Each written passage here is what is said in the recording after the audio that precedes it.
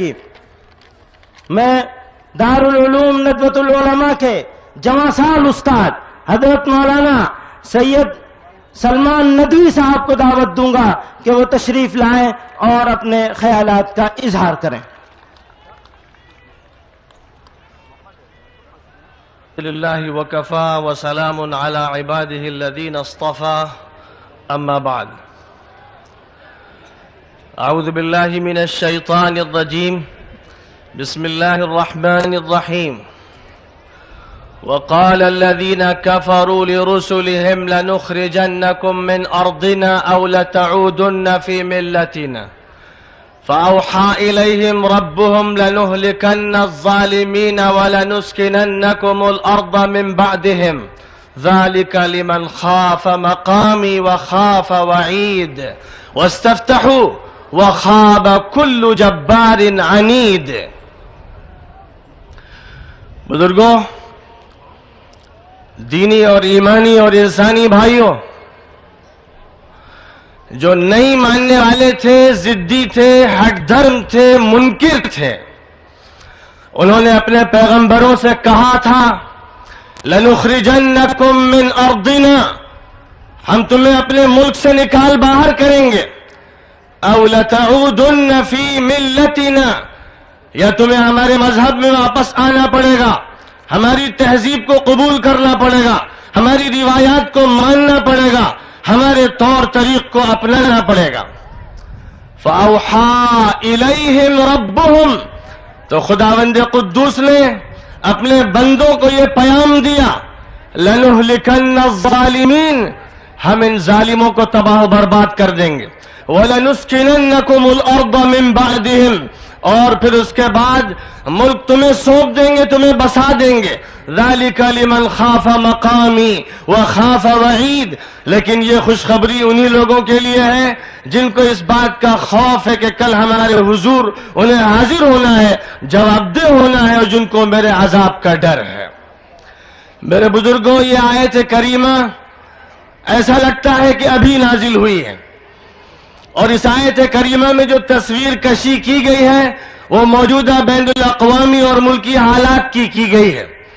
کہنے والے ضدی، ہٹ دھرم، کہنے والے اوباش، کہنے والے قاتل اور مجرم یوں کہہ رہے ہیں امن و سلامتی کے علم برداروں سے، کہہ رہے ہیں اخلاق و انسانیت کے مشعل برداروں سے، یوں کہہ رہے ہیں لَنُخْرِجَنَّكُم مِّنْ أَرْضِنَا، تمہیں اس ملک کو چھوڑ دینا پڑے گا، نکل جاؤ اس ملک سے، پاکستان چلے جاؤ، ورنہ پھر ہمارے طور طریق اختیار کرو، ہماری روایات کو اپناؤ. تو خدا تعالیٰ یوں کہہ رہا ہے سات آسمان کی بلندی سے اور عرش بری سے لَنُهْلِكَنَّ الظَّالِمِينَ، ان ظالموں کو ہم تباہ و برباد کریں گے، وَلَنُسْكِنَنَّكُمُ الْأَرْضَ مِنْ بَعْدِهِمْ، اور ان کے بعد تمہیں زمین میں بسائیں گے. یہ خدا تعالیٰ کا فیصلہ ہے. یہ امت مسلمہ اپنے پروردگار کو اس طرح نہیں مانتی کہ جس طرح وہ مانتے ہیں جو کبھی اسے تالے کے اندر بند کر دیتے ہیں، کبھی اس پر دروازہ چڑھا دیتے ہیں، کبھی ہفتے میں کسی دن اس کو جا کر پوچھ لیتے ہیں. یہ امت مسلمہ اپنے پروردگار کو اس حیثیت سے مانتی ہے کہ وہی اس کائنات کا متصرف ہے، وہ واحد لا شریک لہ ہے. حضرت رسول اکرم صلی اللہ علیہ وسلم نے عبداللہ ابن عباس رضی اللہ تعالی عنہما سے کہا تھا کہ اے لڑکے، خدا کی قسم اس بات کو یاد رکھنا کہ سارے انسان مل کر اگر تجھے نقصان پہنچانا چاہیں گے تو نہیں پہنچا سکتے جب تک کہ خدا تعالیٰ نے تیری تقدیر میں نقصان نہ لکھ دیا ہو، اور سب کے سب مل کر تجھے فائدہ پہنچانا چاہیں تو نہیں پہنچا سکتے جب تک کہ خدا تعالیٰ نے تیری تقدیر میں یہ فائدہ نہ لکھ دیا ہو. جس امت کا یہ یقین ہے، جس امت نے وحدانیت پر بھی یقین رکھا خدا تعالیٰ کی، اور جس امت نے رسول اکرم صلی اللہ علیہ وسلم کو ختم المرسلین تسلیم کیا، اور جس امت نے اسلامی شریعت کو آخری شریعت مانا، جس امت نے اس نظام کو آخری نظام مانا، اس امت کو دھمکیوں سے، طاقت سے، سیاست سے، مکر و فریب سے، سازش سے ڈرایا نہیں جا سکتا. اس لیے کہ یہ امت طاقت سے کبھی ڈرتی نہیں ہے، نہ ڈری ہے، نہ ڈر رہی ہے، نہ ڈرے گی. اس امت کو یہ یقین ہے کہ جو کچھ ہے وہ اللہ کے ہاتھ میں ہے، اور اللہ سارے انسانوں کا رب ہے، اور خدا تعالیٰ سارے انسانوں کا معبود ہے، اس پر سب سے پہلا یقین ہے. ایک یہ حقیقت ہے، اور اسی کے ساتھ ساتھ دوسری حقیقت یہ ہے کہ مثل الذین اتخذوا من دون اللہ اولیاء کمثل العنکبوت اتخذت بیتا وَإِنَّ أَوْهَنَ الْبُيُوتِ لَبَيْتُ الْعَنْكَبُوتِ لَوْ كَانُوا يَعْلَمُونَ. اللہ کو چھوڑ کر جو لوگ دوسرے سہارے پکڑے ہوئے ہیں، کسی سپر پاور کے دامن سے وابستہ ہیں، جن کی نگاہیں ہتھیاروں پر ہیں، افراد پر ہیں، اکثریت پر ہیں، ان کی مثال قرآن یوں بیان کرتا ہے کہ انہوں نے مکڑی کا ایک جالا بنایا ہے. ان کا گھر مکڑی کا ایک جالا ہے، وہ قلعہ نہیں ہے، قصر نہیں ہے، بلکہ مکڑی کا ایک جالا ہے جو جھاڑو کے ایک تنکے سے صاف کر دیا جائے گا. خدا تعالیٰ کی طاقت ایک طرف اور امریکہ کی طاقت ایک طرف، جو مکڑی کا ایک جالا ہے. اور جس طرح کمیونزم نے دم توڑ دیا، جس طرح انہوں نے مسلمانوں کا قتل عام کیا اور 70 سال اس طرح گزارے گئے کہ انہوں نے سلاخوں کے پیچھے انسانوں کو پھینکا، اور اس کے بعد وہ روٹیوں کو ترس کے رہ گئے اور ان کے بت سارے ٹوٹ گئے. خدا کی قسم اسی طرح امریکہ کا شیرازہ بکھر جائے گا.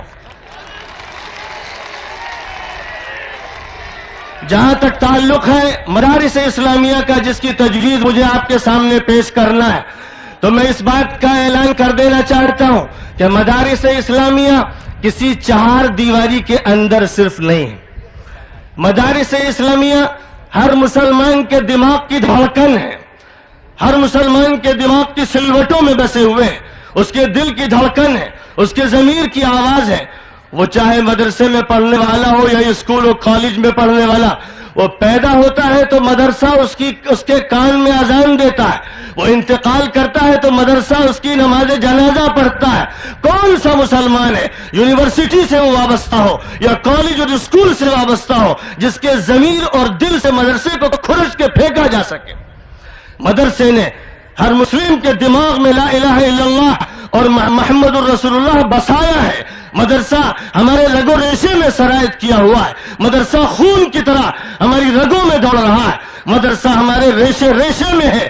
مدرسے کو کسی مسلمان کے اندر سے نکالا نہیں جا سکتا. لیکن مدرسہ ہرگز دہشت گرد نہیں ہے. جو لوگ اس کو دہشت گرد کہہ رہے ہیں، اس دھرتی پر اور اس آکاش کے نیچے سب سے بڑے مجرم دہشت گرد وہ ہیں. ششو مندر دہشت گردی کے اڈے، RSS دہشت گرد ہے، BJP دہشت گرد ہے. نعرہ تکبیر، جمعیت علماء ہند، جمعیت علماء ہند. جو پیش آمدہ خارجی خطرات سے مدارس دینیہ کی حفاظت و صیانت کے لیے تقاضائے وقت و حال کے مطابق تدابیر اختیار کرے. سردست مجلس عمل کے درج ذیل ارکان کے اسماء کا اعلان کیا جاتا ہے. بعد میں ان ارکان کے باہمی مشورے سے مزید ناموں کا اضافہ کیا جائے گا. اسماء گرامی ارکان متحدہ مجلس عمل: نمبر 1 حضرت امیر الہند مولانا سید اسد مدنی صاحب دامت برکاتہم صدر جمعیت علماء ہند. نمبر 2 مولانا سید احمد بخاری صاحب. نمبر 3 مولانا حبیب الرحمان صاحب قاسمی استاد دارالعلوم دیوبند، جو اس کمیٹی کے کنوینر بھی ہیں. نمبر 3 مولانا انظر شاہ صاحب کشمیری شیخ الحدیث وقف دارالعلوم دیوبند. جناب مولانا اصغر علی امام مہدی سلفی ناظم جمعیت اہل حدیث. مولانا محمد شفیع مونی صاحب نائب امیر جماعت اسلامی ہند. عبد القدوس کشمیری صاحب سیکریٹری علماء کونسل بمبئی. مولانا محمد سلمان صاحب ناظم اعلیٰ مظاہر علوم. اور یہ عاجز سلمان ندوی استاد ندوۃ العلماء لکھنؤ. وآخر دعوانا ان الحمدللہ رب العالمین.